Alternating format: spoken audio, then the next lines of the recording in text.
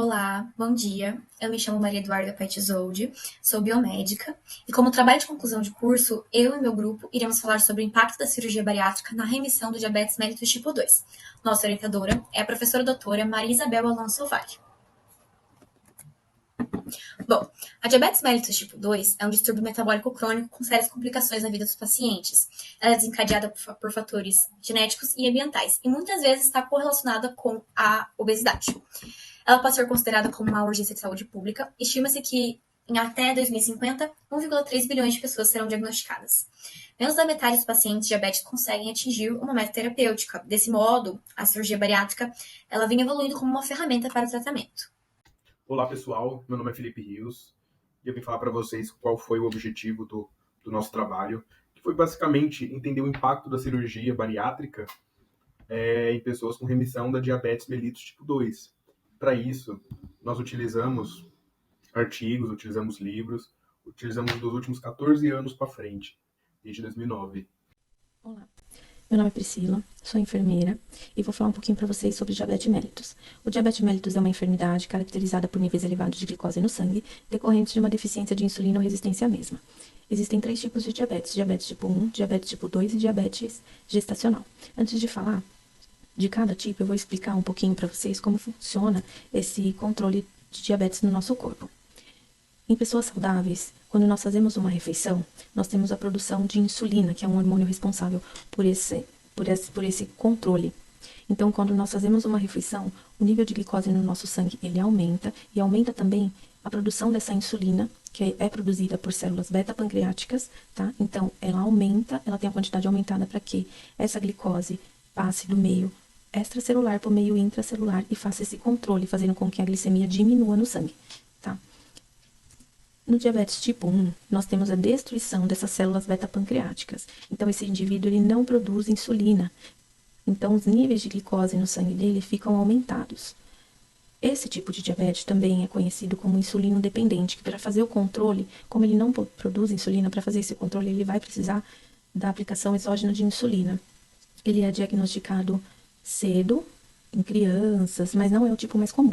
Existe também diabetes mellitus gestacional, é uma diabetes diagnosticada durante a gestação, lá pelo 7º mês, e esse tipo de diabetes pode ser transitório. E também existe diabetes tipo 2, atinge 90% dos pacientes que são diabéticos, e nesse tipo de diabetes, a característica é a resistência insulínica, tá? Então, devido a fatores genéticos e ambientais que estão relacionados aos fatores ambientais, o envelhecimento, o sobrepeso, a obesidade. Então, nesse tipo de diabetes, a pessoa ela se desenvolve ao longo dos anos. Ela vem tendo maus hábitos há longos anos e acaba tendo essa resistência de insulina, tá? Também temos, nesse tipo de diabetes, a remissão. No diabetes tipo 2, nós temos uma fase em que os sintomas dessa doença elas desaparecem temporariamente e os níveis de glicose no sangue retornam ao normal, sem a necessidade de medicação. E também existem vários estudos que têm destacado alcançar a remissão por meio de intervenções específicas, como a cirurgia bariátrica ou a metabólica. O diagnóstico da diabetes ele é feito através do teste de hemoglobina glicada, glicemia de jejum, teste oral de tolerância à glicose. E no diabetes tipo 2, ele nem sempre ele apresenta sintomas. Os sintomas estão relacionados mais a diabetes tipo 1, que é sede excessiva, urinar frequentemente, fome constante, perda de peso não intencional e fadiga. A diabetes é considerada pela OMS uma doença que atinge mais de 1 bilhão de pessoas por todo o mundo. Isso é um dado de 2002. E 80 a 90% das pessoas hoje que têm diabetes mellitus acabam sendo pessoas obesas.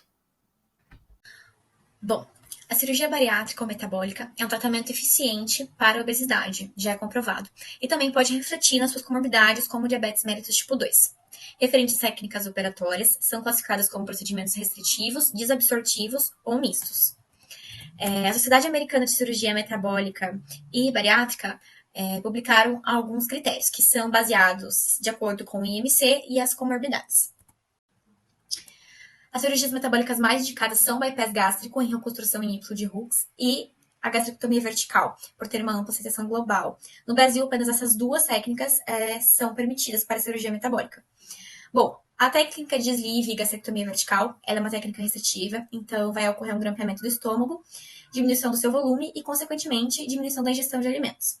Algumas técnicas restritivas semelhantes são a banda gástrica ajustável e a gastroplastia.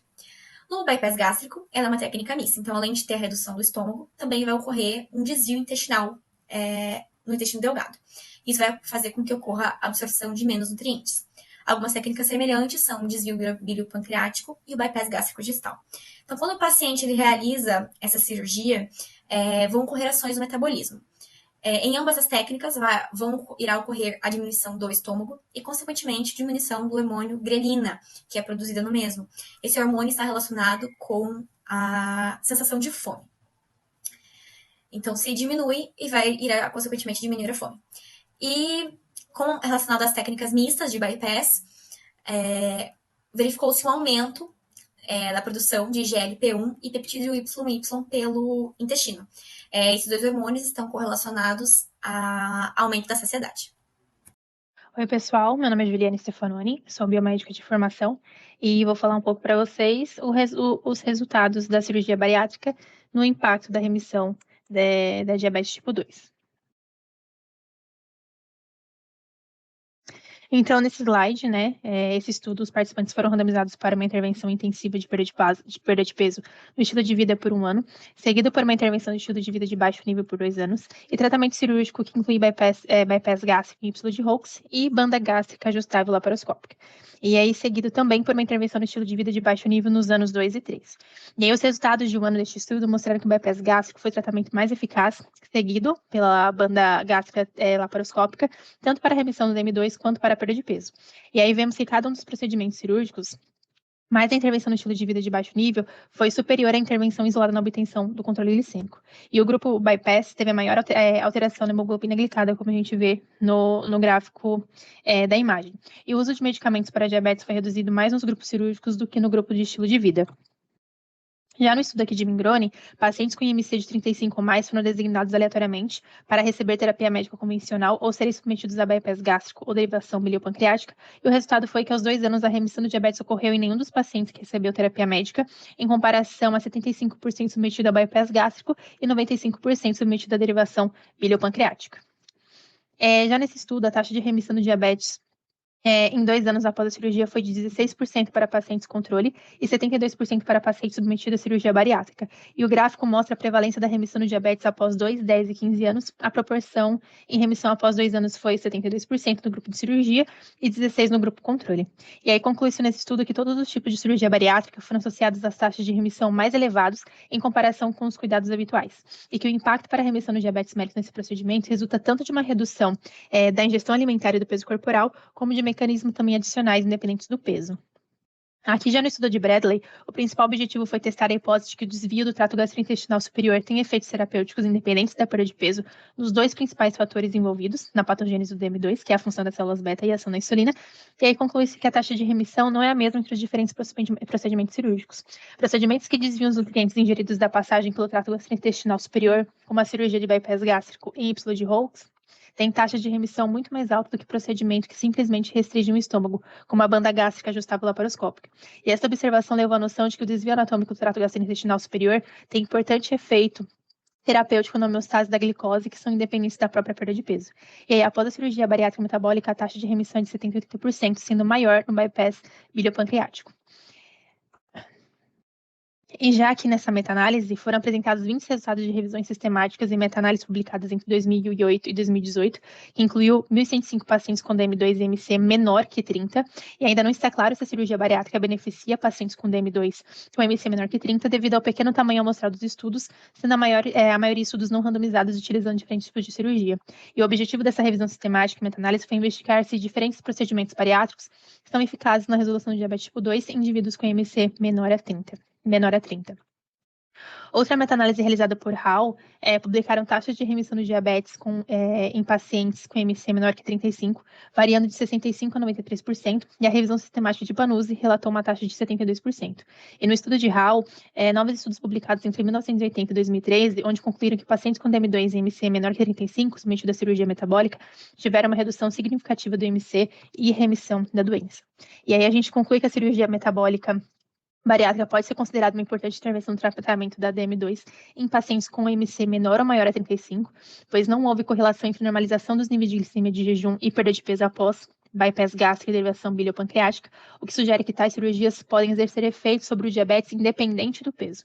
E aí, os vários procedimentos cirúrgicos geralmente utilizados na cirurgia bariátrica levam à remissão parcial total do DM2 de cerca de 34% a 85%, mas depende dos critérios que foram considerados na definição de remissão do DM2 em cada estudo. E aí, comparando as diferentes técnicas utilizadas, nos procedimentos bariátricos, o desvio biliopancreático se mostrou eficaz para o tratamento do DM2, apesar de ser um procedimento de maior complexidade e maiores taxas de eventos adversos, tá? E o achado de que os indivíduos que apresentaram remissão melhor do DM2 também tiveram um número mais significativo de consultas com nutricionista, psicólogos, endocrinologistas. Tem muitos mais dados, né, nessas revisões sistemáticas, mas devido ao curto tempo que nós temos, a gente tentou reduzir o máximo dessas informações, desses estudos que são riquíssimos em detalhes, mas o objetivo principal de cada um deles, tá bom? A gente agradece a atenção de vocês. Obrigada.